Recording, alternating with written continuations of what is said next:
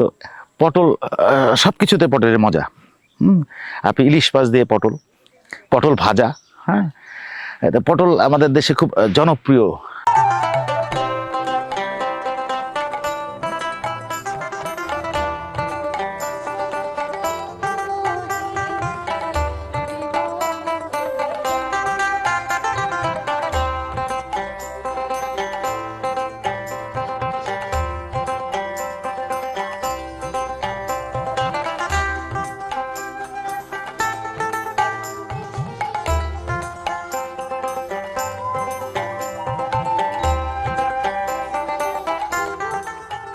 বিস্তৃত পটলের ক্ষেত। আমি আসলে কখনো পটল খেতে আসিনি, এটা আমার প্রথম। আমি পটল খেত দেখেন, বিশাল বিশাল পটল হয়ে গেছে। এই যে একটা পটল নিলাম, এটা প্রায় মানে বাড়তি হয়ে গেছে। পটল হয়তো প্রতিদিনই তুলবেন। এই যে এখানে অসংখ্য পটল আছেন, হ্যাঁ, অসংখ্য পটল আছে। আপনাদেরকে ক্যামেরাতে যতটুকু পাচ্ছি দেখাচ্ছি পটলের ক্ষেত। হ্যাঁ, এখানে প্রায় 1 বিঘার মতো পটল চাষি, যিনি উনি 1 বিঘার মতো চাষ করেছেন। এই পটলের ক্ষেত, আমি আসলে প্রথম পটলের খেতে আসছি, পটল দেখলাম। এই যে আপনারা দেখতে পাচ্ছেন যে পটল,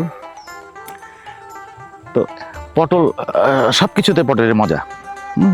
আপনি ইলিশ মাছ দিয়ে পটল, পটল ভাজা, হ্যাঁ, পটল আমাদের দেশে খুব জনপ্রিয়।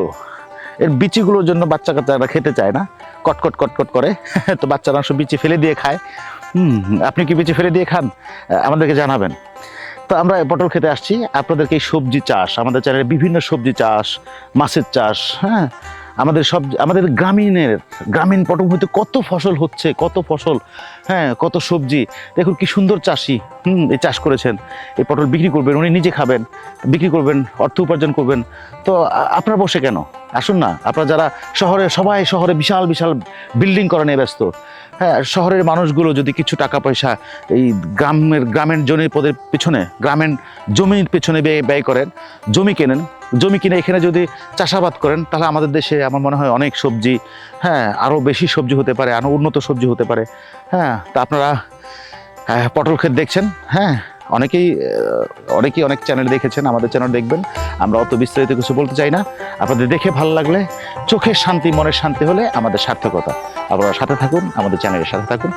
আল্লাহ হাফেজ।